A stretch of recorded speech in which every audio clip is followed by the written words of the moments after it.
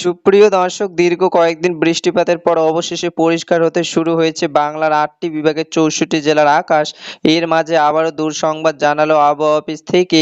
আগামী ২৫শে সেপ্টেম্বর পর থেকে বাড়তে পারে বৃষ্টিপাত। প্রিয় দর্শক, আজকের ভিডিওতে জানিয়ে দেব আজ ২২শে সেপ্টেম্বর ২০২৫ সোমবার এবং ২৩শে সেপ্টেম্বর মঙ্গলবারে আবহাওয়ার পূর্বাভাসে কী তথ্য জানিয়েছে বাংলাদেশের আবহাওয়া অফিস।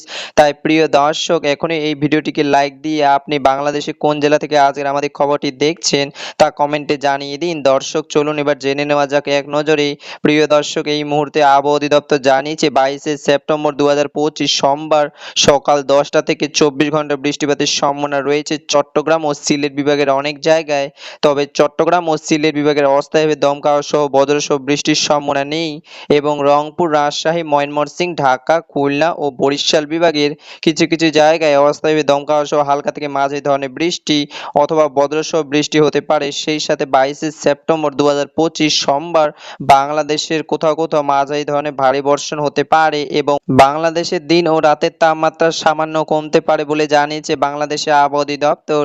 এবং প্রিয় দর্শক, পরবর্তী দিন ২৩শে সেপ্টেম্বর মঙ্গলবারে আবহাওয়ার পূর্বাভাসে আবহাওয়া অধিদপ্তর জানিয়েছে মঙ্গলবার দুপুর ১টা থেকে ২৪ ঘন্টা বৃষ্টিপাত ঢাকা, খুলনা, বরিশাল, চট্টগ্রাম ও সিলেট বিভাগের অনেক জায়গায় এবং রংপুর, রাজশাহী ও ময়মনসিংহ বিভাগের কিছু কিছু জায়গায় অস্থায়ী দমকা সহ হালকা থেকে মাঝারি ধরনের বৃষ্টি এবং বজ্রসহ বৃষ্টির সম্ভাবনা রয়েছে। এবং সেই সাথে মঙ্গলবার ২৪ ঘন্টার মধ্যেই বাংলাদেশের কোথাও কোথাও মাঝারি ভারী বর্ষণ হতে পারে এবং তাপমাত্রা জানিয়েছে বাংলাদেশের দিন ও রাতের তাপমাত্রা সামান্য কমতে পারে। এবং ২৪শে সেপ্টেম্বর বুধবার ২৪ ঘন্টায় আবহাওয়ার পূর্বাভাসে বলা হয়েছে সকাল ৯টা থেকে রংপুর, ময়মনসিংহ, ঢাকা, চট্টগ্রাম ও সিলেট বিভাগের কিছু কিছু জায়গায়, রাজশাহী, খুলনা ও বরিশাল বিভাগের ২-১ জায়গায় অস্থায়ীভাবে দমকা সহ হালকা থেকে মাঝারি ধরনের বৃষ্টি অথবা বজ্রসহ বৃষ্টি হতে পারে। এবং ২৪ ঘন্টার তাপমাত্রা আবহাওয়া অধিদপ্তর জানিয়েছে বাংলাদেশের দিন ও রাতের তাপমাত্রা প্রায় অপরিবর্তিত থাকতে পারে।